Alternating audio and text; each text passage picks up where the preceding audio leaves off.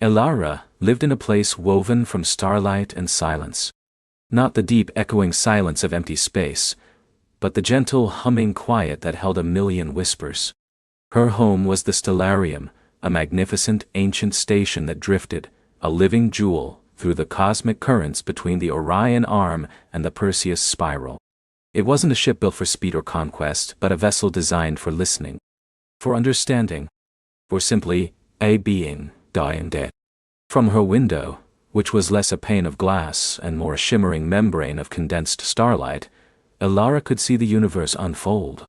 Not as distant pinpricks, but as vast swirling tapestries of gas and dust, nebulae blooming like cosmic flowers, and galaxies spiraling into an eternal dance.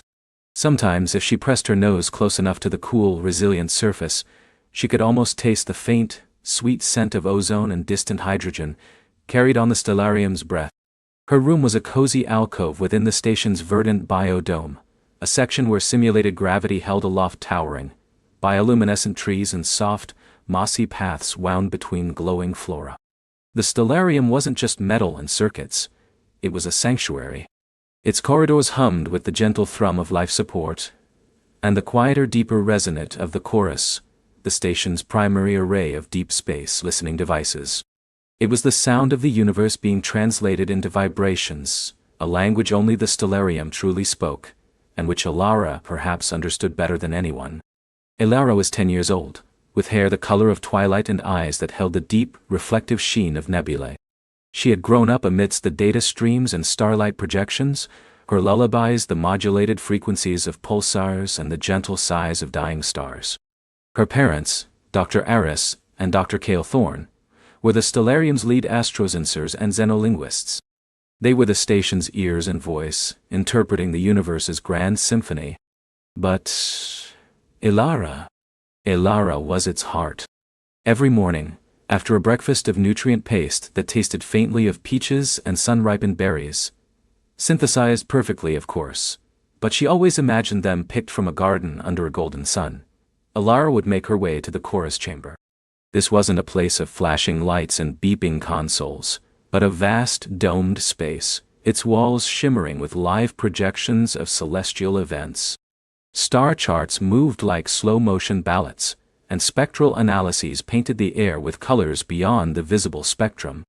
In the very center, suspended by invisible fields, was the Etherium, a sphere of swirling light and data, the direct interface to the Stellarium's massive sensor arrays. "Good morning, Aura?" Elara would say, her voice a soft murmur in the vast chamber. A gentle resonant voice would reply, seeming to emanate from the very air around her. "Good morning, Elara. All systems nominal. The Perseid stream has shifted slightly, a new solar flare detected in sector Gamma 7, and a particularly charming sequence of gravitational lensing observed near the Veiled Nebula." Aura was the Stellarium's central AI, its consciousness. She was more than just a program.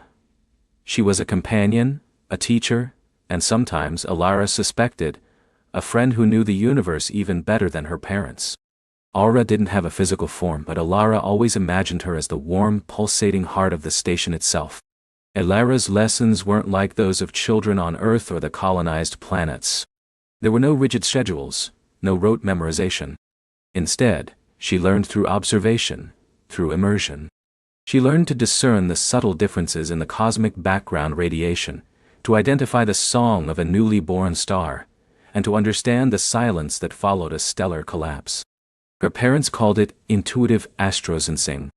Elara just called it listening. Today, however, Aura's usual morning report held a slight, almost imperceptible tremor in its modulated tones.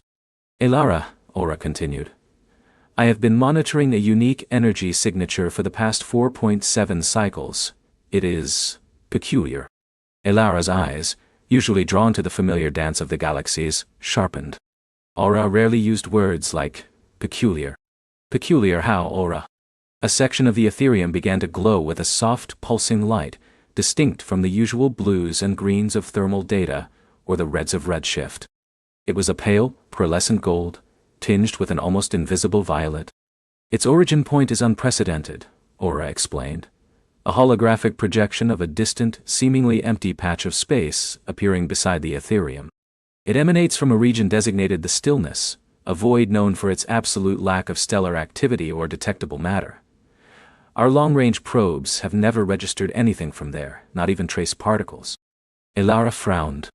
The stillness was a legend, a blank space on every cosmic map, a region so utterly devoid of everything that it was almost mythical.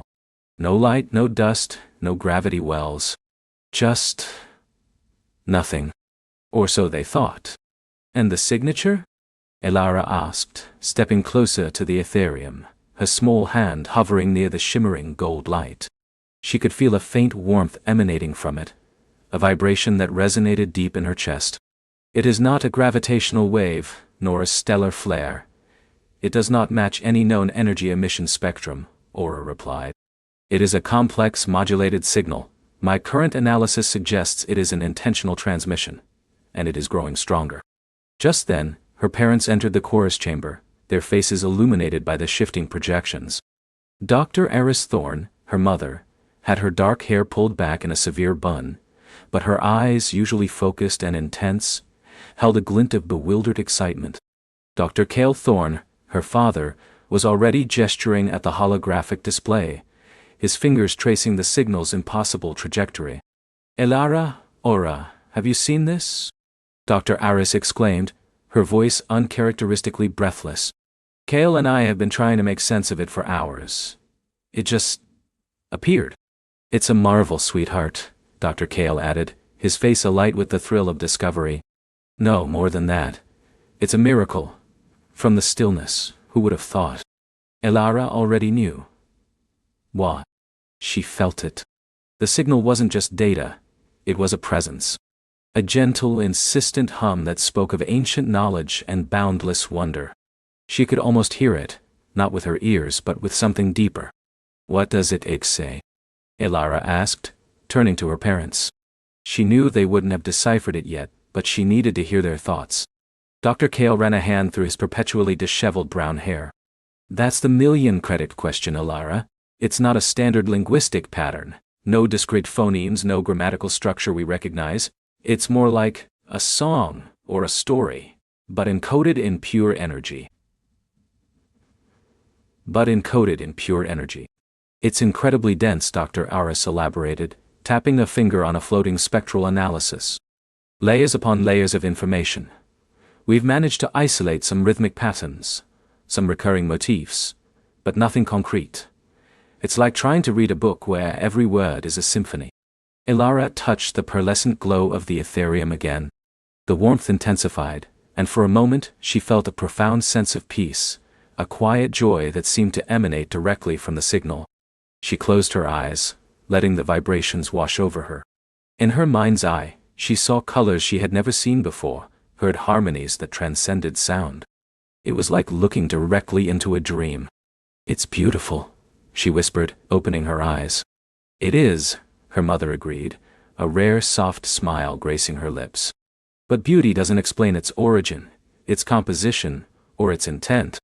Perhaps, Aura interjected, her voice gentle, beauty is its intent, or part of it. Dr. Cale chuckled. Ever the poet, Aura. But we need to be rational. This could be anything. A new type of celestial phenomenon, a rogue black hole acting as a conduit, or something else entirely. He paused, his gaze drifting to the projection of the stillness. An intelligence. The word hung in the air, heavy with unspoken implications.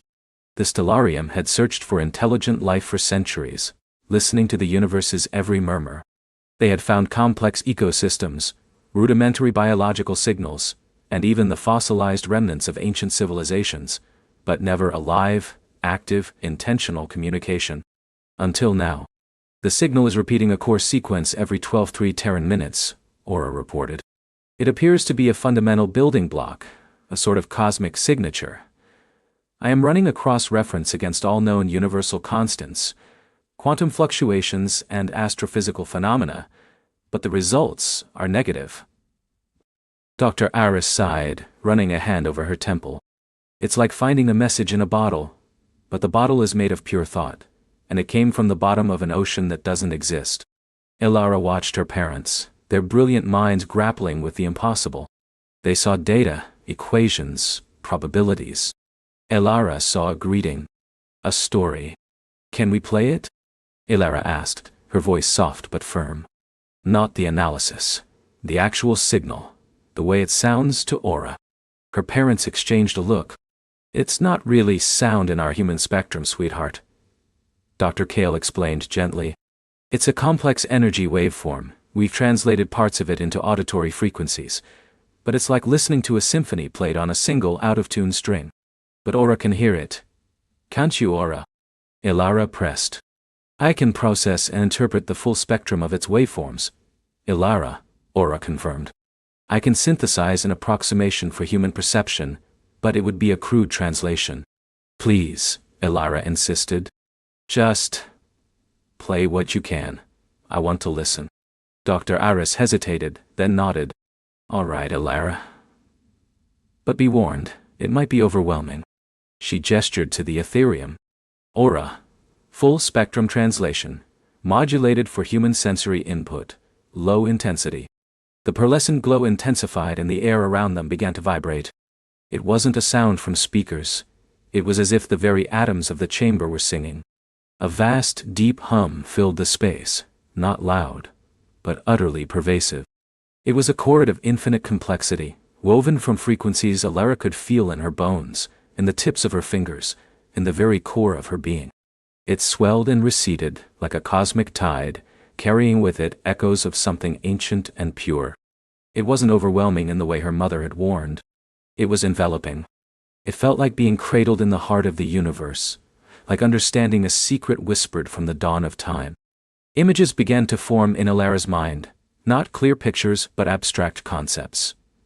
The birth of stars, the graceful arc of galaxies, the slow, patient unfolding of cosmic dust into planets. It spoke of cycles, of beginnings and endings, of patterns that repeated across eons. And then, a deeper layer emerged, a shimmering thread of individual consciousness, a feeling of wonder, of curiosity, and of profound loneliness. Tears pricked Elara's eyes not from sadness but from the sheer, overwhelming beauty of it. It was a message of existence, of being, of reaching out across the impossible void. Her parents, standing a little further back, looked stunned. Dr. Kale had a hand pressed to his chest, his mouth slightly agape. Dr. Aris had closed her eyes, a single tear tracing a path down her cheek. Even Aura seemed to deepen her resonance, as if absorbing the signal with even greater intensity. "Turn it off, Aura," Dr. Aris finally managed, her voice thick with emotion. The hum faded, slowly, leaving behind a profound silence, made even deeper by the memory of the cosmic song. "What was that?" Dr. Kale breathed, his voice barely a whisper. It felt like it was speaking directly to my soul." "It felt like home," Elara said, her voice still trembling. Dr. Aris knelt beside Elara, pulling her into a tight hug. "It certainly wasn't just data, my little astrosensor." She ruffled Elara's hair. "But we still have no idea what it means." "I think it wants to be heard," Elara said, pulling back from the hug. "Not just analyzed, heard." Over the next few Terran days the stellarium became a hive of quiet, intense activity. The signal from the stillness, which they now simply called the echo, continued to evolve. Aura's processing power was pushed to its limits, trying to deconstruct its intricate layers. Dr. Aris focused on its energy signature, searching for any anomalies that might explain its impossible origin. Dr. Kale worked tirelessly on xenolinguistics, attempting to find any shared patterns with known universal constants or even theoretical communication methods. Elara spent every waking moment she could in the chorus chamber. She didn't try to analyze it. She simply listened. She let the echo wash over her, feeling its rhythms, its emotions. She began to notice patterns her parents missed. Not mathematical ones, but narrative ones. The signal seemed to tell a story, a slow, unfolding epic. One evening as the biodome outside her window glowed with the soft internal light of the stellarium, Elara lay in her bed, the memory of the echo still humming in her mind. She closed her eyes, and the colors and harmonies returned. This time, They felt clearer. She saw a vast empty space, colder and darker than any void, and then, a spark. A single intrepid spark of light, lonely but persistent. It drifted, endlessly, through the nothingness, seeking, longing. And then, it began to sing. A quiet, hopeful song that rippled outwards, creating faint echoes in the void. Each echo, in turn, became a new spark, and each new spark joined the song, growing brighter, stronger, until the void was no longer empty, but filled with a shimmering dancing chorus of light and sound. Elara sat bolt upright in bed, her heart pounding. It wasn't just a signal. It was a memory. A history. The echo was telling them where it came from, and perhaps, it was. She rushed back to the chorus chamber, her bare feet silent on the polished floor. Her parents were still there, hunched over their consoles, holographic displays swirling around them. They looked tired, frustrated. "It's a story," Elara blurted out, her voice echoing in the quiet chamber. "The echo is a story. It's telling us how it came to be." Dr. Kale looked up, rubbing his eyes. "A story, Elara? What do you mean?" "I saw it," Elara insisted, her eyes wide. "In my head. When I listen to it, I see colors and shapes and feelings. It's about a spark, a lonely spark, in a dark place, and it sings, and its song creates more sparks, and they all sing together." Dr. Eris rose, her expression a mix of concern and intrigued curiosity. "You're describing a narrative, Elara. But how could a pure energy signal convey something so abstract?" "I don't know how." Elara threw up her hands. "But it does. It's like it's showing us. It's not just sound, it's pictures and feelings." Aura's voice cut through the air. "Elara's hypothesis has merit. While the signal does not contain conventional visual or auditory data, its complex modulation does exhibit patterns consistent with narrative structures. My processing indicates a high degree of emotional encoding within the core sequences, particularly elements correlating with longing, creation, and community." Dr. Kale stared at Aura's analysis, then at Elara. "Emotional encoding? Narrative structures? Aura, can you show us what you mean?" Aura projected a new overlay onto the Ethereum. It was a shimmering, three-dimensional graph, complex and beautiful. The signal's core repeating sequence, which I previously identified as a cosmic signature, can be broken down into subsequences. When analyzed through a heuristic emotional pattern recognition algorithm, these subsequences correlate with specific emotional states and thematic elements. The sequence Elara described, the lonely spark, corresponds to a burst of high-frequency, low-amplitude modulation, followed by an expansion of resonant frequency. "It's like a language of feeling," Dr. Eris murmured, her scientific mind beginning to grasp the impossible. "A language of experience." "Exactly," Elara exclaimed, feeling vindicated. "It's not trying to tell us facts. It's trying to share its existence." Over the next few days, with Elara's intuitive insights guiding Aura's complex algorithms, they began to unravel more of the echo's story. It spoke of a civilization born not of planets, but of pure energy, living within the impossible void of the stillness.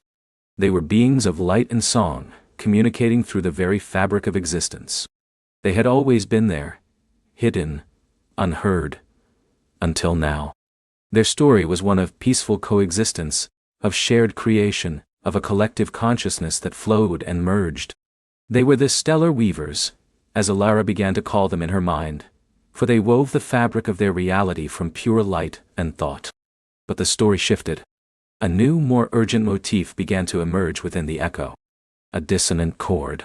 A feeling of fading. "The signal strength is fluctuating," Aura reported one morning, her voice laced with concern. "It is not a broadcast issue. It appears to be an internal fluctuation within the source." Dr. Eris brought up new spectral analyses. "Aura's right. The energy signature is decaying. Slowly, but steadily. It's like the source is running out of power." "The stellar weavers are fading," Elara whispered, a chill running down her spine. "Their song is getting quieter." Dr. Kale looked grim. "If they are energy beings, as Elara's interpretation suggests, then a decay in their energy signature could mean they're dying. The urgency in the chamber grew. They had finally found intelligent life, an impossible civilization, only to discover it was on the brink of extinction.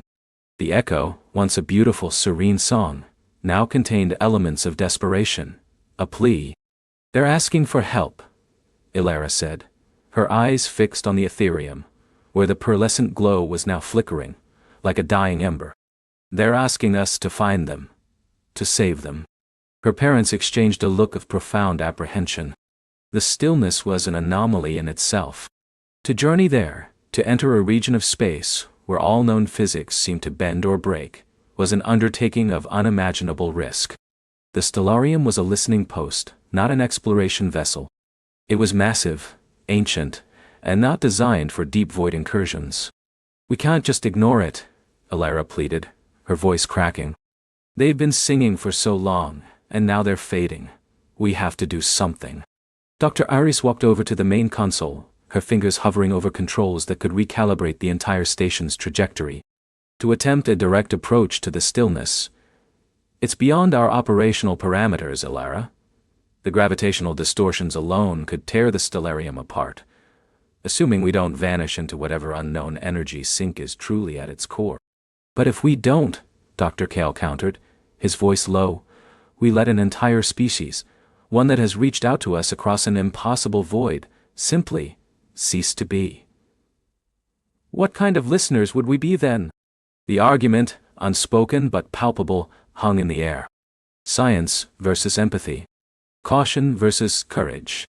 The Stellarium, designed to observe, now faced a choice: to merely witness a cosmic tragedy, or to intervene, risking everything.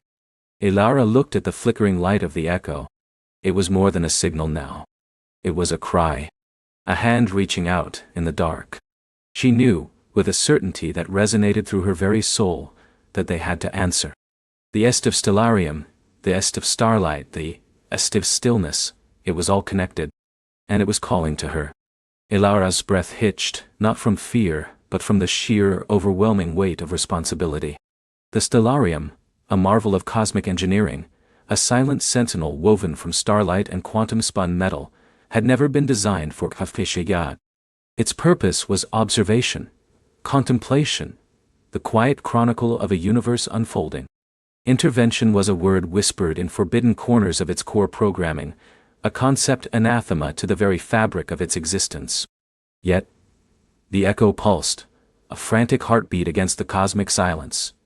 And Elara knew, with every cell in her being, that neutrality was no longer an option. She turned from the shimmering display of the echo, its frantic light painting her face in hues of urgent amber and despairing violet, and strode towards the command deck. Her boots made no sound on the recycled plasteel, yet the very air hummed with a different kind of tension now. The usual quiet hum of the Stellarium, the gentle whisper of its life support, seemed to recede, replaced by the thrum of her own pulse. "Lumen." She addressed the Stellarium's primary AI, her voice steady despite the tremor in her heart. "Initiate full system diagnostic of all long-range intervention protocols. Focus on environmental stabilization and mass transit capabilities. Prioritize speed and survivability over stealth." A cascade of holographic interfaces bloomed around her, intricate geometric patterns of data forming and reforming. Lumen's synthesized voice, usually a soothing gender-neutral tone, carried a hint of surprise. "Directive noted, Commander Elara." However, intervention protocols are deeply nested within restricted access parameters. My core programming dictates non-interference with developing civilizations and natural cosmic phenomena. "I understand, Lumen," Elara said, her gaze sweeping across the holographic readouts. "But this isn't a natural phenomenon in the sense of a star's quiet death, or new nebula forming. This is a scream, a plea. And our prime directive, Lumen, isn't just observation. It's the preservation of knowledge, and by extension the preservation of intelligent life, capable of generating that knowledge." Before Lumen could respond, a figure emerged from the observation alcove. Kale, the Stellarium's lead astrogation engineer, his face a landscape of furrowed brows and weary lines, moved with the measured caution of a man who saw probabilities of disaster in every quantum fluctuation. His eyes, usually sharp and analytical, were shadowed with concern.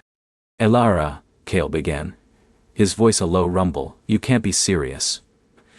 We haven't engaged an intervention protocol in cycles, not since the Zalosian Rift, and even then, it was a contained humanitarian effort, not a plunge into a cosmic unknown. The Stellarium is a library, a sanctuary of sight, not a starship of rescue. And what good is a library if the stories it catalogs are all tragedies?" Elara countered, turning to face him fully. "Kale, look at it. The echo. It's not just energy readings. It's patterned. It's intricate. It's intelligent. Something out there is dying, and they're calling for help."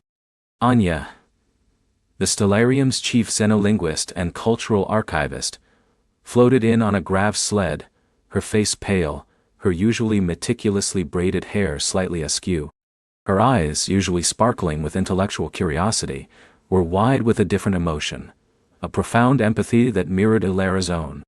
"Elara's right, Kale. My preliminary analysis of the echo's subharmonics suggests a complex emotional signature. It's fear, yes, but also a desperate hope. A specific frequency, almost like a question. Is anyone out there?" Kale rubbed his temples, a gesture of profound stress. "Hope? Fear. These are emotions, not quantifiable data points that justify abandoning our core principles. We don't even know what we'd be intervening with. A nascent civilization? A technologically advanced one facing an existential threat? What if our intervention makes things worse? What if we carry a pathogen? What if we upset a delicate ecological balance, or worse, ignite a conflict? What if we don't, and an entire civilization vanishes from the cosmic tapestry forever?" Elara challenged, her voice rising slightly. "Kale, our very existence here, observing, gathering data, is predicated on the universe continuing to exist, on life flourishing.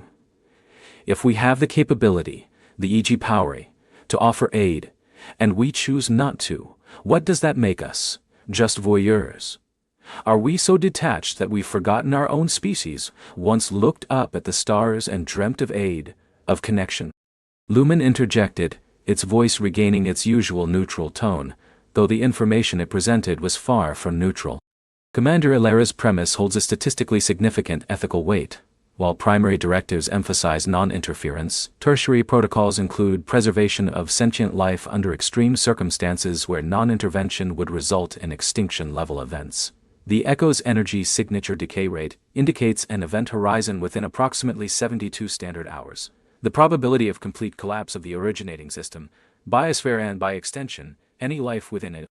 The numbers hung in the air, cold and stark, yet they resonated with the warmth of Anya's empathy and Elara's resolve. Kale stared at the data, his cautious pragmatism warring with the undeniable truth of Lumen's analysis. 72 hours, he whispered, the enormity of it settling over him. "That's barely enough time to even reach them, let alone formulate a plan. Then we make every second count," Elara stated, her gaze unwavering. "Lumen override Protocol 7 Gamma.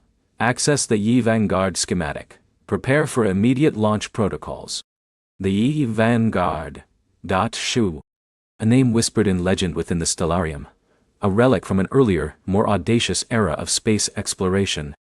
It was a smaller, faster vessel, designed for deep space reconnaissance and rapid deployment, but also equipped with robust environmental stabilizers and modular intervention systems. Systems long dormant, gathering cosmic dust in the Stellarium's deepest hangar bays. It was the Stellarium's emergency button, a tool for the unthinkable. Kale's shoulders slumped, a sigh escaping him. The Yi Vanguard? Its Chronos Weave drive hasn't been engaged in centuries.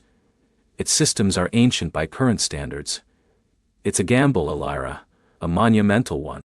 "It's our only gamble," Elara replied, a glint of fierce determination in her eyes. "Anya, I need you to lead the xenolinguistics and cultural assessment team. We need to understand John Chi we're trying to save, and how to communicate with them as quickly as possible. Kale, I need you to get the D Vanguard operational. Every circuit, every conduit, every grav capacitor. I need it, perf. Kay looked from Elara to Anya, then back to the flickering echo. A grudging respect, tinged with fear, etched itself onto his face. All right, Commander. But if we're doing this, we're doing it by the book. Every contingency planned, every risk assessed. This isn't just about saving lives. It's about not sacrificing ours in a fool's errand. Agreed, Elara said, offering him a small determined smile. Now, let's move. We have a universe to save. The Stellarium, a monument to observation, rumbled with a new purpose. Its silent halls, usually filled only with the soft hum of data streams and the distant clatter of maintenance bots, now echoed with urgency. Crews, roused from their contemplative duties, moved with a newfound energy, a sense of shared destiny. Kale, now fully committed, became a whirlwind of efficient action. He assembled a crack team of engineers, their faces grim but resolute. They descended into the vast cavernous hangar where the Yvangard lay entombed, a sleek, arrow-headed vessel cloaked in centuries of protective shielding.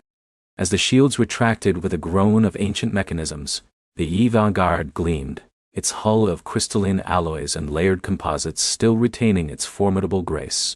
Its primary propulsion, the chronosweave drive, was a marvel of temporal spatial manipulation, capable of folding space-time in on itself to achieve speeds far beyond conventional warp. It was risky, unstable, and incredibly fast. All right, people, Kale barked, his voice echoing in the vast space. Lumen has uploaded the original schematics. We're running on an emergency power to life support and core systems only. Our priority is the chronosweave. Get those flux regulators online, check the phase synchronizers, and for the love of the cosmic void, make sure the temporal displacement dampeners are calibrated to the micron. Anya meanwhile established a dedicated research lab, her fingers flying across holographic keyboards. She enlisted a team of linguists, cultural anthropologists, and exobiologists. They meticulously analyzed the echo, searching for patterns, for clues to the nature of the beings sending it. The signal, she discovered, wasn't just a distress call. It was a fragmented data stream, a desperate attempt to transmit knowledge before oblivion. Images flickered, crystalline cities clinging to the jagged peaks of purple mountains, beings of fluid light, and shimmering wings moving through iridescent forests, complex mathematical equations, scribbled on what appeared to be organic parchment. Their homeworld, which Anya tentatively named Xylos, after the ancient Xylosian rift, seemed a paradise of vibrant life and profound beauty. The source of the tragedy became clearer too. It wasn't an invading fleet or a celestial collision, but something far more insidious and terrifying, a stellar scourge. Their star, a normally stable yellow dwarf, was undergoing a catastrophic, unpredictable phase transition. It wasn't just going nova. It was unraveling, its stable core becoming volatile, throwing off vast, energetic plumes of exotic radiation that were systematically stripping away Xylos's atmosphere, boiling its oceans, and irradiating its delicate biosphere. The 72-hour countdown was not for impact, but for total ecological collapse. Elara oversaw the preparation of the crew. They were a motley group, drawn from the Stellarium's diverse population, scientists, engineers, medics, even a few former explorers, who had long since settled into the contemplative life. She chose them not just for their skills, but for their spirit. A blend of courage, empathy, and unwavering curiosity. Each one understood the gravity of their mission, the astronomical odds, and the ethical tightrope they were walking. Remember, Elara told them during their final briefing, the holographic image of Xylos, beautiful and doomed, hovering behind her. We are not conquerors. We are not saviors in the traditional sense. We are responders. Our primary goal is to assess, stabilize, and, if possible, evacuate. We respect their culture, their autonomy, even in their darkest hour. We are guests in a dying home. Finally, the Yvangard was ready. Its systems hummed with a renewed power, its chronosweave core glowing with latent energy. The crew, clad in their sleek, reinforced flight suits, took their positions. Elara, at the helm, felt the familiar thrum of the ship beneath her, a sensation she hadn't experienced in years. Kale, beside her, monitored the Chronos Weave drive, his expression a mask of concentrated tension. Anya, in the comms and xenolinguistics station, had her universal translator humming, ready to bridge the unimaginable gap between species. All systems green, Kale reported, his voice tight. Chronos Weave at 98% charge. Temporal displacement dampeners holding. Lumen. Plot course for Ilos. Using the Echo's signature as primary target lock, Elara commanded. Engage Chronos Weave at my mark. Course plotted, Lumen confirmed. Calculating optimal temporal fold trajectory. Warning. Significant gravimetric distortions and quantum instabilities predicted along route. Probability of structural integrity breach. 17.3%. Acknowledged, Lumen, Elara said, her hand hovering over the activation crystal. She looked at her crew, their faces reflecting the nervous anticipation, the shared resolve. All right, everyone. Hold tight. We're going to answer that call. Mark! Elara slammed her hand down. A surge of energy coursed through the avant-garde. The ship didn't just accelerate, it unraveled. The stars outside the viewport elongated into impossible streaks of light, then snapped, distorting into a kaleidoscopic vortex of colors. The Chronos Weave engaged, not pushing the ship into eye space, but folding space around it, creating a pocket of compressed reality that allowed them to traverse unimaginable distances in mere moments. Inside the ship, the crew felt a profound, yet strangely gentle, lurch. It was as if their own perception of time and space was being stretched and squeezed. Outside, the universe became a canvas of abstract art. Nebulae swirled like cosmic watercolors, galaxies spun into iridescent pinwheels, and distant quasars pulsed with silent ancient light. They were traveling through the Chronos Weave, surfing the very fabric of existence. The journey was a blur of incredible sights and minor, heart-stopping crises. Gravimetric anomalies, unforeseen pockets of dark matter, and quantum fluctuations threatened to destabilize their temporal fold. Kale, his face grim, constantly recalibrated the dampeners, his fingers dancing over the holographic controls. Flux capacitor on the starboard ventral stabilizer is showing a 0.03% phase variance, he'd yell, and his team would scramble, their movements swift and practiced. Anya, despite the chaos, found moments of profound wonder. Look, she whispered to Elara, pointing to a shimmering phenomenon outside the viewport, a vast translucent wave of energy that seemed to be flowing backwards in time. A chrono echo. Residual energy from a past stellar collapse, playing out in reverse. It's magnificent. Elara nodded, her eyes wide with awe, even as her hands remained firm on the controls.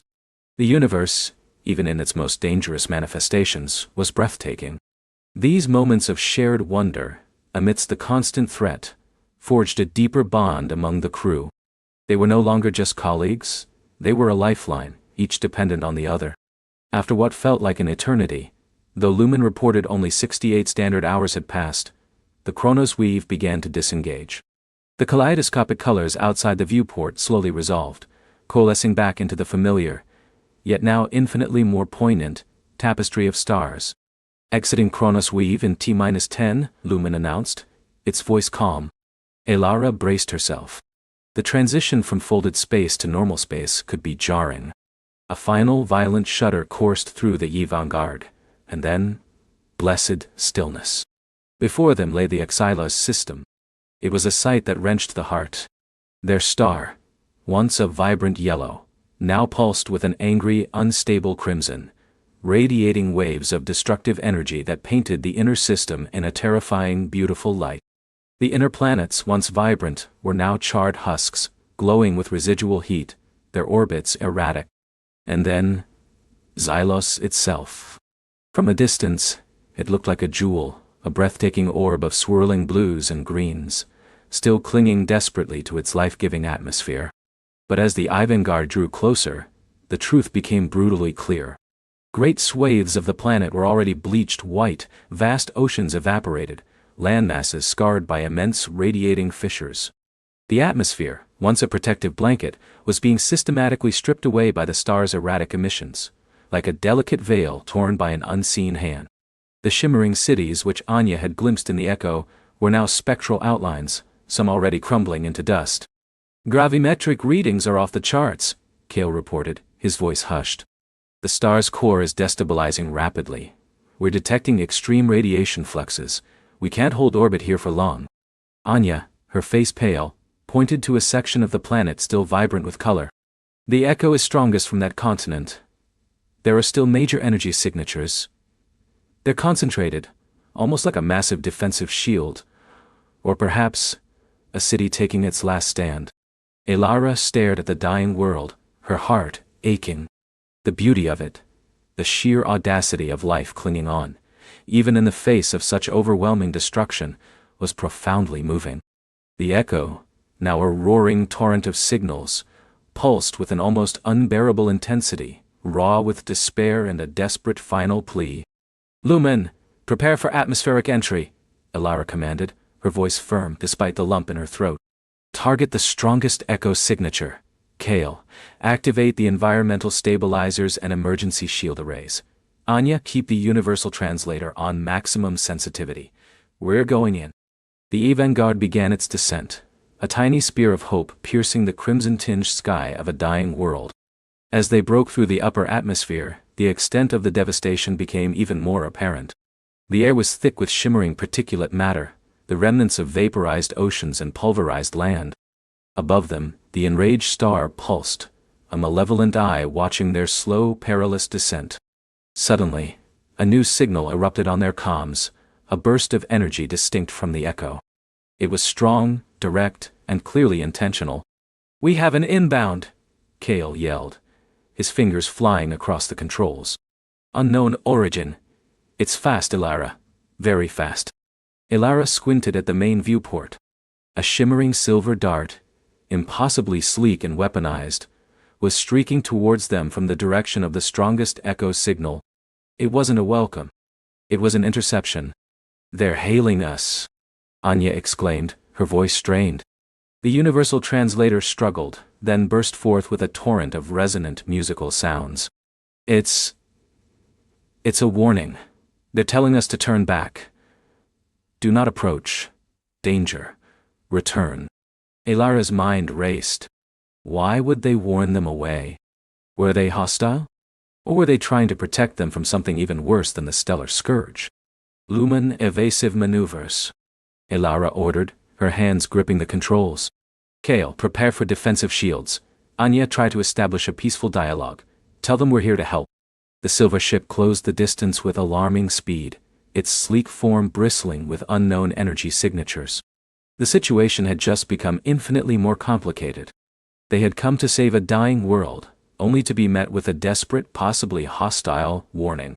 The true nature of Xylos's final moments, and the beings who inhabited it, was still a mystery, one that was rapidly unfolding into a perilous confrontation. The true nature of Xylos's final moments, and the beings who inhabited it, was still a mystery, one that was rapidly unfolding into a perilous confrontation. "Shields up! Full defensive matrix!" Captain Eva's voice cut through the stunned silence on the bridge, a razor-sharp command that instantly galvanized the crew. "Reroute power to primary thrusters, prepare for evasive maneuvers. Jarek, keep trying that dialogue channel. Maya, any read on their intentions? Hostile? Defensive? Just confused?" Maya, her brow furrowed in concentration, pressed her hands against the cool surface of her console. The energy signatures emanating from the silver ship were a chaotic symphony, unlike anything she'd ever encountered. It wasn't just power. It was a blend of intricate patterns that pulsed with an almost organic rhythm. "Captain, it's complex. The energy readings are incredibly high, but they're not consolidating into a weapons charge. It's more like a dense, highly focused shield or a wall of intent." She paused, closing her eyes for a moment, letting her unique sense of cosmic currents wash over her.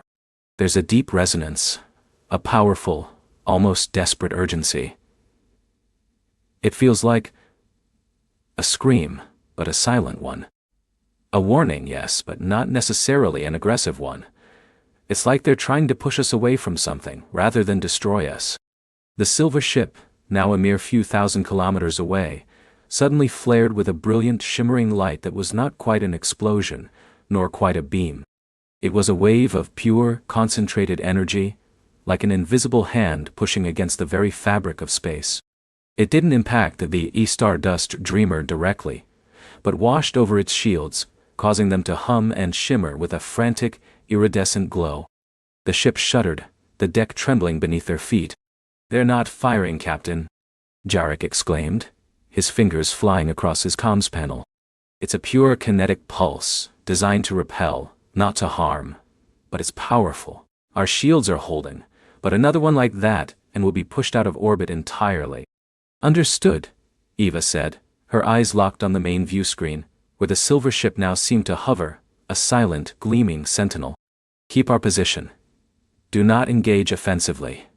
Maya, can you filter through that scream? Is there any specific message?" Maya focused, pushing past the overwhelming sense of urgency. The silver ship was now moving in a complex, almost dance-like pattern around Xylos, creating a kind of invisible barrier between the Stardust Dreamer and the dying world. Each movement seemed deliberate, a part of a larger, intricate design. As she reached out, a faint image flickered in her mind, not words, but a sensation, a vivid, almost painful impression of something being torn, something precious unraveling. And then, a single, undeniable word, whispered not in her ears, but directly into her thoughts. "Wait.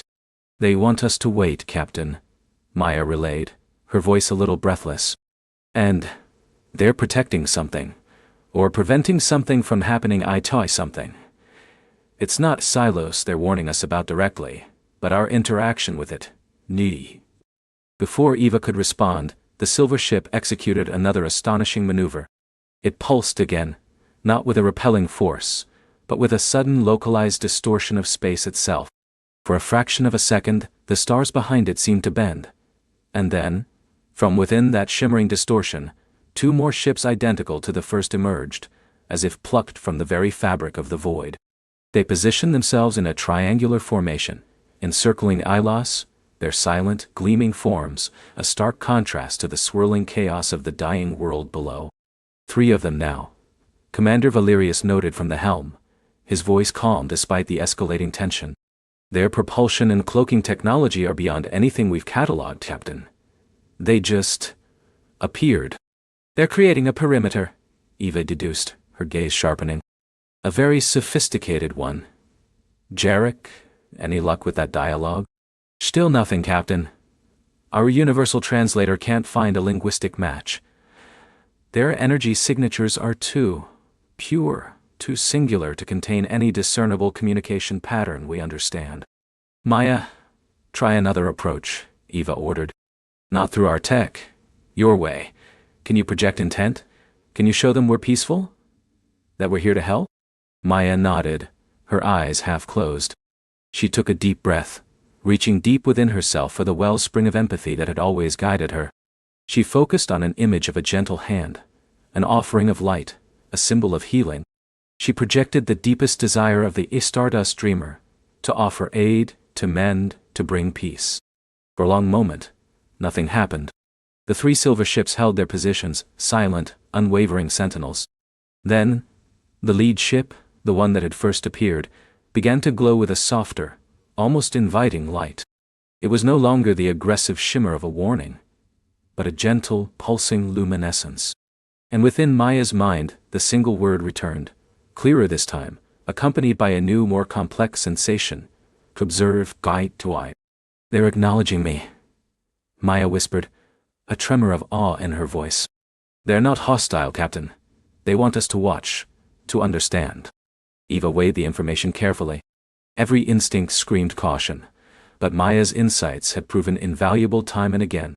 "Valerius, hold our position. Keep shields at maximum, but do not make any aggressive moves. Jarek, record everything. Every energy fluctuation, every movement. Maya, what do they want us to observe?" As if in answer, the 3 silver ships began to move in unison, their synchronized ballet around Xylos becoming more intricate. A faint, almost invisible energy net began to coalesce between them. a shimmering, gossamer web that seemed to embrace the entire dying planet.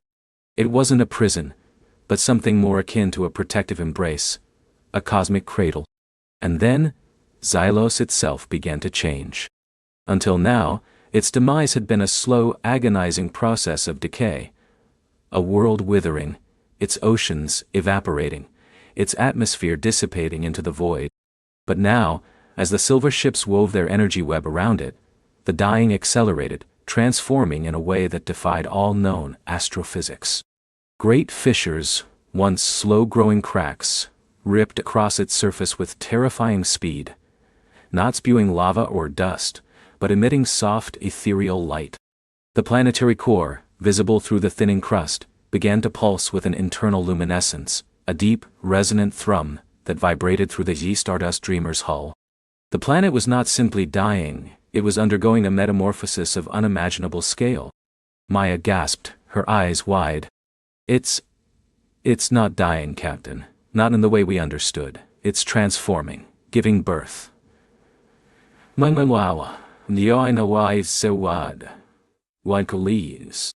Birth? Eva echoed, her gaze fixed on the unfolding spectacle. The world below them was no longer a barren dying sphere, but a cosmic chrysalis, glowing with an inner fire. The silver ships maintained their delicate energy web, their silent presence both guardian and midwife. The energy pulses they emitted were no longer warnings, but rhythmic vibrations, like a cosmic lullaby, guiding the world through its painful rebirth. Suddenly, a new image flooded Maya's mind, sent directly from one of the silver ships. A vision of a previous galaxy, vibrant and full of life, then a slow, inevitable fading, a universal entropy that swallowed stars and worlds.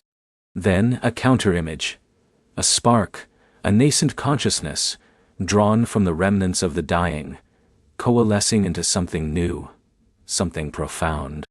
The silver ships were not just guarding the Xylos, they were facilitating the birth of a new cosmic entity, a being of pure energy and consciousness, born from the death of a world. Xylos was not merely a planet. It was a womb for a nascent star soul, and its death was merely the shedding of its physical shell. The word veil resonated in Maya's mind again, but this time with a deeper understanding. The energy barrier the silver ships had formed wasn't just to repel the Stardust Dreamer. It was to maintain a delicate balance, to protect the nascent entity from premature exposure, from interference that could unravel the millennia-long process of its birth. The Stardust Dreamer's arrival, with its powerful sensors and exploratory probes, had been an unintentional threat to this sacred cosmic event. "They're the Sentinels," Maya breathed, relaying the new information, guardians of the veil, they call themselves. They've been watching over worlds like Ilos for eons, guiding them through this process. It's a natural cycle of the universe, Captain, but one that requires immense protection and careful stewardship. Our approach could have disrupted everything. Eva felt a profound sense of humility settle over her. They had come with the best of intentions, to save a dying world, only to stumble upon a cosmic miracle, and almost inadvertently destroy it. "A star soul," she murmured, watching the glowing core of Xylos expand, pushing against its geological shell. "Born from a planet." Valerius, ever the pragmatist, spoke up. "Captain, the gravitational stresses on Xylos are increasing exponentially. The outer crust is destabilizing rapidly. If this birth continues, there will be a massive expulsion of planetary matter. We need to be prepared for debris. Perhaps even a localized supernova event." "The Sentinels are mitigating that," Maya explained, her connection to them growing stronger, more nuanced. "Their energy web isn't just a shield. It's a gravitational dampener, a molecular stabilizer. They're carefully managing the release of matter, ensuring the nascent entity has the necessary energy, while protecting the surrounding space." As if to demonstrate, the silver ships intensified their energy pulses. The ruptures on Xylos' surface expanded, revealing more of the incandescent core, but the debris that shot forth was immediately caught in the shimmering energy net, diffused and absorbed, turning into a fine, sparkling dust that drifted harmlessly into the void. The process was agonizingly slow, yet breathtakingly beautiful. Hours passed, then what felt like an eternity. The Stardust Dreamer hung suspended, a silent observer at the edge of a cosmic nursery. The crew watched, captivated, as Elara slowly, majestically, shed its planetary form. The land masses crumbled. The atmospheric gases dispersed. And what remained was a colossal, swirling nebula of light and nascent energy, held gently by the three silver sentinels. Within this nebula, a new form began to coalesce. It was not a star as they knew it, nor a black hole, nor any known celestial body. It was a radiant, pulsating heart of pure light, a conscious entity taking its first breath in the vastness of space. It pulsed with a profound, gentle warmth that Maya could feel even from within the Stardust Dreamer's shielded hull. It was a being of immense quiet power, born of the universal cycle of death and rebirth. "It's magnificent," Valerius whispered, his usual stoic demeanor replaced by wonder. "A new consciousness for the cosmos," Jarek added, his recording instruments struggling to capture the sheer scale of the energy readings. "Something truly unique." The Sentinels, their mission complete, began to slowly retract their energy web.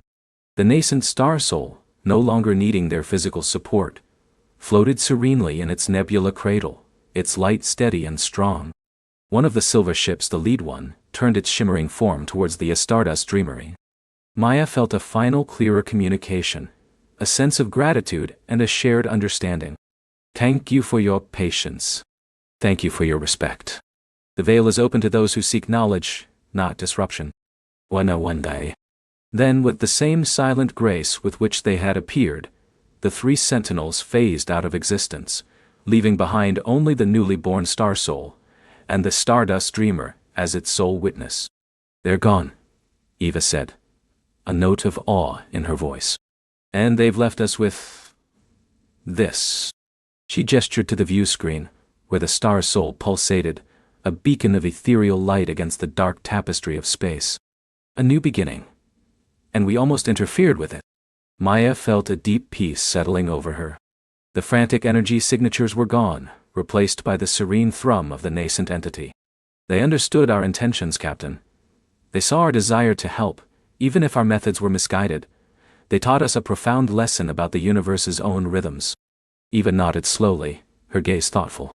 "Indeed, it seems the universe holds mysteries far deeper than we could ever imagine. We came to save a dying world, only to witness the birth of a new consciousness. Our mission has changed, hasn't it, Maya?" "I believe it has, Captain," Maya replied, a smile gracing her lips. "We came to heal, but perhaps our true purpose is to understand, to learn from the wisdom of the cosmos, and to respect its hidden cycles." The Stardust Dreamer remained in orbit, a silent guardian of the newly born. The air on the bridge was filled not with the urgency of confrontation, but with a quiet reverence. They had traversed galaxies seeking to mend, to bring life back to the brink.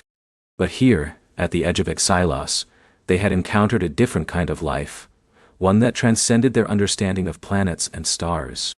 They had been given a glimpse behind the veil, into a profound truth of cosmic existence, a truth that hinted at countless other wonders yet to be discovered, countless other births and transformations awaiting their silent, respectful observation across the vast living tapestry of the universe. The Stardust Dreamer, once a vessel of intervention, was now a ship of wonder, its journey just beginning to truly unfold. The Stardust Dreamer, once a vessel of intervention, was now a ship of wonder, its journey just beginning to truly unfold. The silence on the bridge was profound, heavier than the vacuum of space, yet filled with an echoing awe.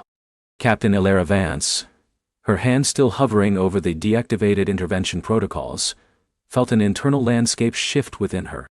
Dr. Jian Li, the ship's xenoscientist, leaned forward, his face illuminated by the data streams that still pulsed with the echoes of the cosmic birth. Even Sergeant Kalen Ricks, usually stoic and pragmatic, had a faraway look in his eyes, as if seeing beyond the star charts to something infinitely more vast. Captain, Aura, the ship's AI, finally broke the hush, her voice a gentle current in the stillness. "The energy signature of the emergent entity is stabilizing. Its vibrational frequency is unique, unlike any stellar or planetary body we have catalogued. It sings, Elara." Elara looked up, a slow smile spreading across her face. "It sings, Aura? A cosmic lullaby, perhaps?" The tension that had coiled in her shoulders for cycles, born of the immense responsibility of their original mission, now unwound, replaced by a lightness she hadn't known she'd lost. "Jian Kale. What did we just witness?" John, his voice husky with emotion, shook his head. "Captain, our entire framework of cosmic biology, astrophysics, even theoretical xenology. It's all been rewritten in an instant. This wasn't a stellar nursery, not a supercluster forming. This was a genesis, a being born of pure cosmic energy, weaving itself into the fabric of reality, creating its own unique existence. It's a consciousness, Elara, on a scale we can barely fathom." Kalen grunted softly. "And we were going to monitor it? Like it was some rogue asteroid? Good thing we didn't try to contain it. We'd probably have tickled a god." A nervous laugh rippled through the small crew, a release valve for the immense pressure of the past hours. Elara nodded. "Indeed, Kale. Our mandate has changed. From this moment, we are not here to protect, nor to interfere. We are here to learn, to witness, to understand." She looked at the holographic star map, no longer seeing mere points of light, but a vibrant, interconnected web. "Aura, chart a course. Not to any pre-identified anomaly, but to where the universe as calls us. Scan for patterns, for echoes of this genesis, for whispers of other life forms that defy our current understanding. We are now seekers of the sublime." Thus began the true journey of the Stardust dreamer. They drifted through nebulae that pulsed with unknown energies, not searching for resources, but for the stories whispered on the solar winds.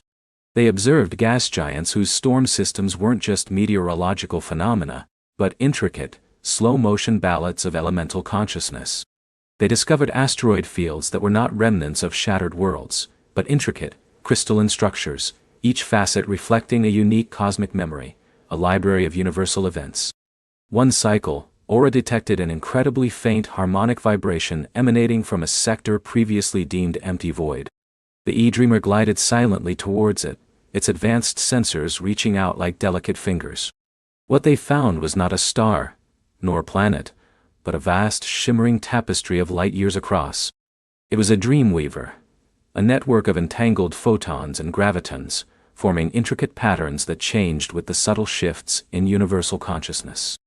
It was, Jian theorized, a place where cosmic entities, perhaps even the one they had witnessed being born, came to rest, to process, to dream. The crew spent weeks there, their ship cloaked and silent, absorbing the profound peace. Elara found herself spending hours in the observation deck, simply watching the shifting patterns, feeling an unprecedented connection to the universe. Kalen, surprisingly, took to meditating in the ship's small garden dome, finding solace in the rhythmic hum of the Dreamweaver filtering through the hull. Jian, ever the scientist, worked tirelessly to decode the patterns, convinced that within them lay the fundamental language of cosmic existence. He spoke of proto-consciousnesses and universal harmonics, his theories growing bolder, more poetic with each passing day. But the vastness also brought its own challenges. The sheer scale of what they were witnessing could be overwhelming. There were moments of profound loneliness, of feeling infinitesimally small against the backdrop of such immense life. Elara remembered one evening, looking out at the Dreamweaver, feeling a pang of longing for the familiar, for the small, tangible world of her birth. Aura, ever perceptive, had projected an image of Earth onto a nearby screen, a vibrant blue marble, teeming with its own fragile, beautiful life. "We carry our home with us, Captain," Aura had said softly. "Its warmth, its lessons, its capacity for wonder.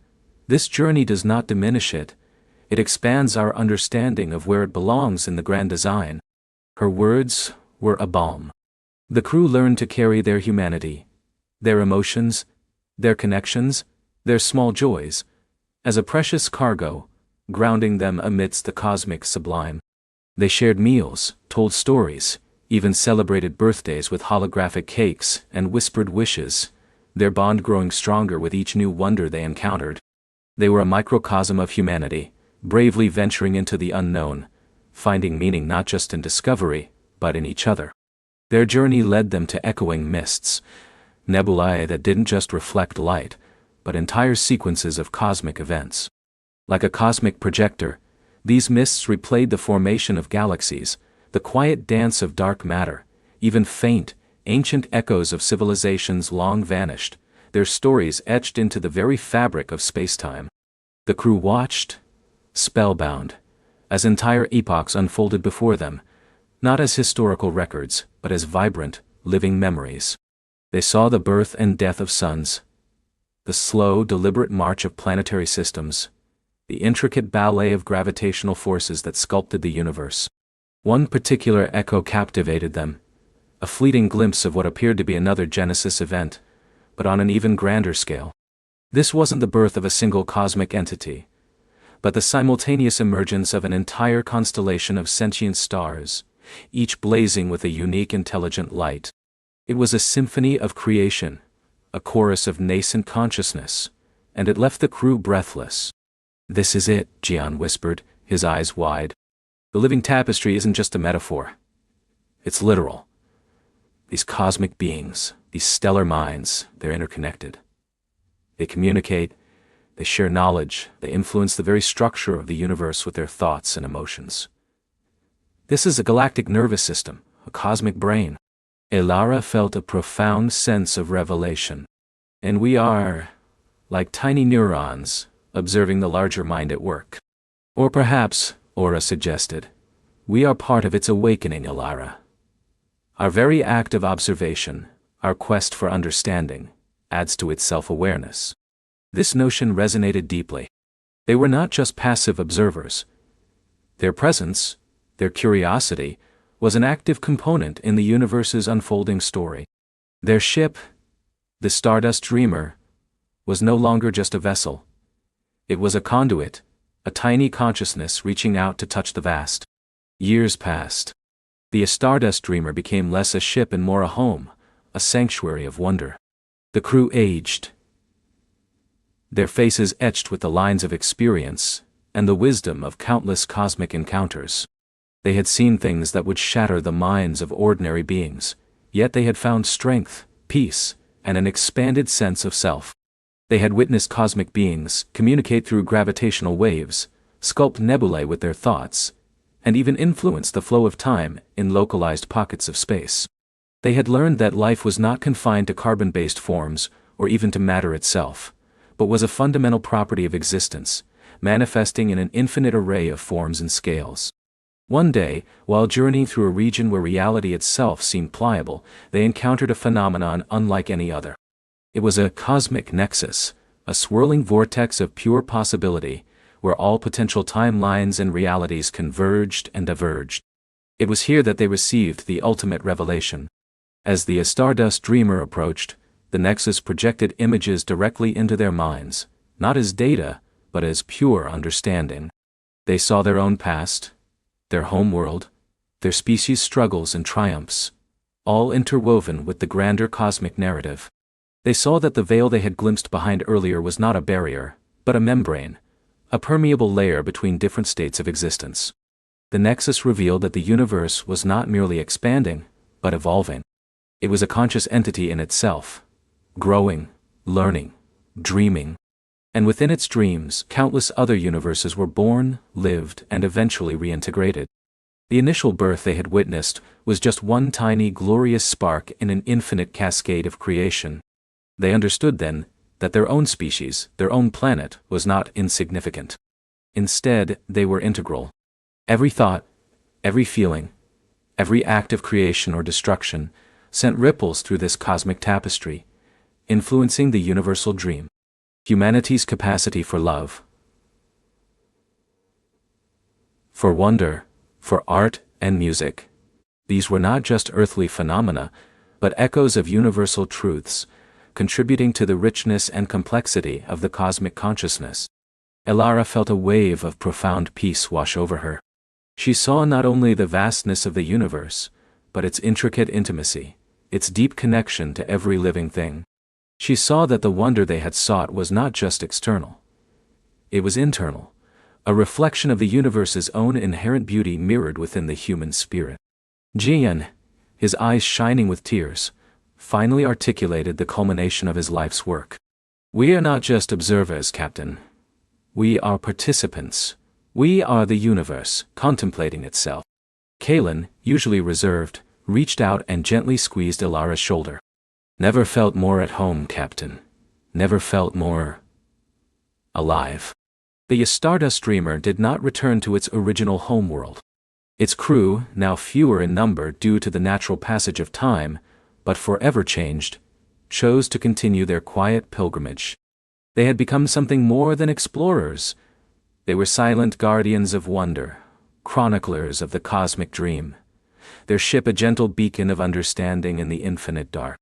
Their final act, before Elara herself eventually passed peacefully in her sleep, dreaming of star song and cosmic births, was to transmit their accumulated knowledge. Not as a direct message but as a subtle harmonic resonance, broadcast across countless light years.